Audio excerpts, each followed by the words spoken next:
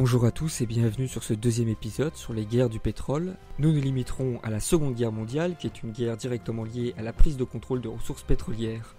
Comme vu dans le premier épisode, que je vous invite à regarder si vous ne l'avez pas vu, le pétrole, énergie la plus puissante, est une ressource essentielle pour le développement d'un pays, et notamment pour son armée, depuis sa mécanisation commencée pendant la Première Guerre mondiale.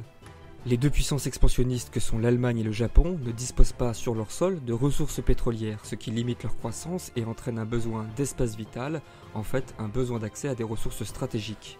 Pour combler ce manque, l'Allemagne lance un ambitieux programme de transformation du charbon en carburant de synthèse et développe le principe de la guerre éclair pour s'éviter une guerre trop longue qui viderait ses maigres réserves de pétrole. Lorsque la guerre commence, le Blitzkrieg, la guerre éclair, permet de s'emparer des réserves de pétrole des pays vaincus. L'Allemagne s'empare ainsi d'une partie des pétroles de Pologne ainsi que des installations pétrolières en Roumanie dès 1940. L'armée allemande dispose ainsi d'assez de carburant lorsqu'elle entame la guerre sur le front de l'Ouest pour faire son entrée à Paris dès le 14 juin. Un mois plus tard, le général de Gaulle résume très bien la situation.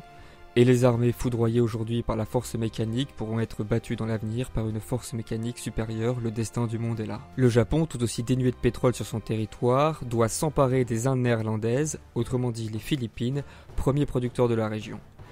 Ainsi arrive Pearl Harbor qui visera à repousser hors du Pacifique l'armée américaine et à s'emparer des puits de pétrole philippins. Ainsi la première phase des puissances expansionnistes fonctionne bien, les victoires s'accumulent, tout comme la capture de ressources stratégiques. Cependant, les deux puissances expansionnistes vont s'opposer aux deux géants pétroliers de l'époque. Les États-Unis, premier producteur mondial, représentent à eux seuls 60% de la production mondiale en 1939 et vont augmenter en 3 ans leur production de 25% pour les besoins de la guerre. De son côté, l'URSS, deuxième producteur, avec 11% de la production mondiale, peut compter sur le pétrole de Bakou, zone de forage la plus abondante en Europe.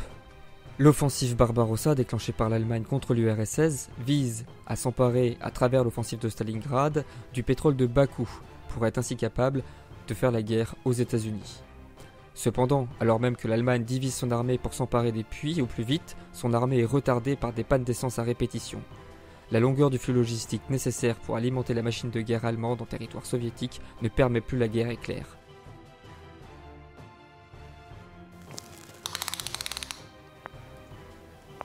That's quite big. On notera aussi que le carburant soviétique, incompatible avec les moteurs allemands, ne permettent pas de reproduire les succès de 1940 en pillant les dépôts ennemis. C'est ainsi la panne sèche qui bloque le front allemand et alors que l'automne et l'hiver arrivent, le flux logistique se fait plus complexe, entraînant la défaite de l'armée allemande à Stalingrad. Pendant ce temps, l'aviation alliée entreprend de très nombreux raids sur les usines de carburant synthétique et sur les puits de pétrole en Pologne et en Roumanie. La possibilité pour les Américains et pour les Russes de construire et de mettre en mouvement un nombre de navires, d'avions et de tanks supérieur à l'ensemble de ses adversaires est directement liée à la disponibilité des ressources pétrolières sur leur propre territoire. Pour conclure cette guerre, citons le journal japonais Asahi Shimbun qui écrit à la capitulation du Japon le 2 septembre 1945 « Ce fut une guerre commencée dans un combat pour le pétrole et achevée par le manque de pétrole ». Mais si la fin de la guerre marque l'entrée dans la guerre froide, une alliance impromptue est née de la guerre, une alliance entre la démocratie la plus puissante et un régime religieux des plus rétrogrades. À son retour de la conférence de Yalta, Roosevelt, président des États-Unis dans un état de fatigue et de maladie avancée, rencontre le roi Saoud pour établir les bases d'une relation spéciale qui formera la situation géopolitique actuelle au Moyen-Orient. Les États-Unis voient dans l'Arabie Saoudite le moyen de compenser la baisse de production de leurs puits pétroliers au Texas et en Californie. Par la suite, le contrôle des zones pétrolières se trouvera au centre de nombreux conflits. L'invasion du Koweït par l'Irak, la première guerre d'Irak, la deuxième guerre d'Irak.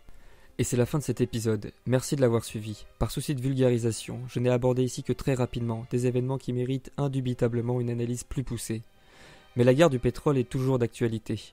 On retrouve aujourd'hui deux grandes réserves de pétrole assez peu exploitées, le Venezuela et l'Iran, au cœur de l'actualité internationale. Dans le prochain épisode, nous aborderons justement les types de pétrole et les différentes réserves. À bientôt!